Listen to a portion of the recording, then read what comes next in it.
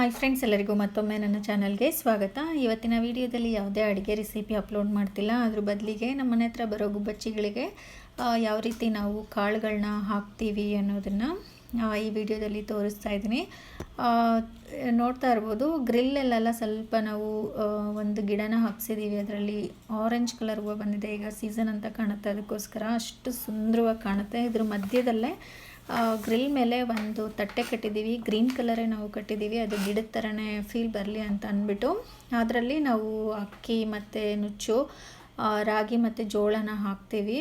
ಫಸ್ಟೆಲ್ಲ ಗುಬ್ಬಚ್ಚಿಗಳು ಬರ್ತಾಯಿತ್ತು, ಅವಾಗ ಅಂದ್ಕೊಂಡ್ವಿ ಇದಕ್ಕೆ ಏನಾದರೂ ಕಾಳುಗಳು ಹಾಕೋದಕ್ಕೆ ಅರೇಂಜ್ಮೆಂಟ್ ಮಾಡಬೇಕು ಅಂತ ಅಂದ್ಬಿಟ್ಟು ಬಾಲ್ಕನಿಯಲ್ಲಿ ಈ ಥರ ಒಂದು ತಟ್ಟೆನ ಕಟ್ಬಿಟ್ಟು ಅದರಲ್ಲಿ ರೆಗ್ಯುಲರಾಗಿ ಹಾಕೋಕ್ಕೆ ಶುರು ಮಾಡಿದ್ವಿ.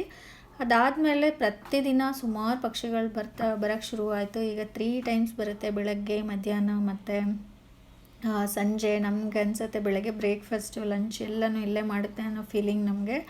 ಅಷ್ಟೊಂದು ಪಕ್ಷಿಗಳು ಬರುತ್ತೆ, ತುಂಬಾ ಖುಷಿಯಾಗುತ್ತೆ.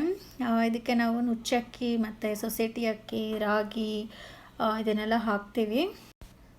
ಮತ್ತು ಎಲ್ಲನೂ ಅಷ್ಟೇ ಖುಷಿಯಾಗಿ ತಿಂದ್ಕೊಂಡು ಹೋಗುತ್ತೆ. ಸ್ವಲ್ಪನೂ ಉಳಿಸಲ್ಲ. ಕೆಳಗಡೆ ಬಿದ್ದಿರೋದನ್ನು ಸಹ ಬಂದಿರೋ ಪಕ್ಷಿಗಳೆಲ್ಲ ತಿಂದ್ಕೊಂಡು ಹೋಗ್ತವೆ. ನೋಡೋಕ್ಕೆ ತುಂಬಾ ಖುಷಿ ಅನಿಸುತ್ತೆ ನಮಗೆ. ಮತ್ತು ಕೆಲವೊಂದು ಸರಿ ಖಾಲಿ ಆದಾಗ ಮಾಡೋ ಸೌಂಡಿಂದನೇ ನಮ್ಗೆ ಗೊತ್ತಾಗುತ್ತೆ ಅಕ್ಕಿ ಕಾಳುಗಳೆಲ್ಲ ಖಾಲಿಯಾಗಿದೆ, ಹಾಕಬೇಕು ಅಂತ ಅಂದ್ಬಿಟ್ಟು. ಅಷ್ಟೊಂದು ಪಕ್ಷಿಗಳು ಬರುತ್ತೆ. ಮಳೆಗಾಲದಲ್ಲಂತೂ ಮೇ ಬಿ ಅವು ಬೇರೆ ಕಡೆ ಊಟ ಹುಡ್ಕೊಂಡು ಹೋಗೋಕ್ಕಾಗಲ್ಲ ಅಂತ ಅನಿಸುತ್ತೆ.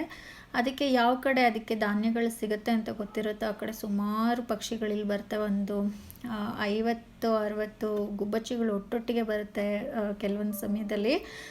ನಾವು ಹಾಕ್ತಾನೆ ಇರ್ತೀವಿ. ಒಳ್ಳೆ ಕ್ಯೂ ಥರ ಒಂದೊಂದೇ ಸ್ವಲ್ಪ ಸ್ವಲ್ಪ ಬಂದು ಒಂದೊಂದು ಗುಂಪು ಅದನ್ನು ತಿಂದ್ಕೊಂಡು ಹೋಗ್ತಾ ಇರುತ್ತೆ. ಅಷ್ಟೊಂದು ಪಕ್ಷಿಗಳು ಬರುತ್ತೆ. ನೀವು ಸಹ ಈ ಥರ ಏನಾದರೂ ಒಂದು ಉಪಾಯ ಮಾಡಿಬಿಟ್ಟು ಪಕ್ಷಿಗಳಿಗೆ ಧಾನ್ಯಗಳನ್ನ ಹಾಕಿ ನೋಡಿ, ರೆಗ್ಯುಲರಾಗಿ ನಿಮ್ಮ ಮನೆಗೆ ಬರುತ್ತೆ. ಈ ವಿಡಿಯೋ ನಿಮಗೆ ಇಷ್ಟ ಆಗಿದೆ ಅಂತ ಭಾವಿಸ್ತೀನಿ. Thank you.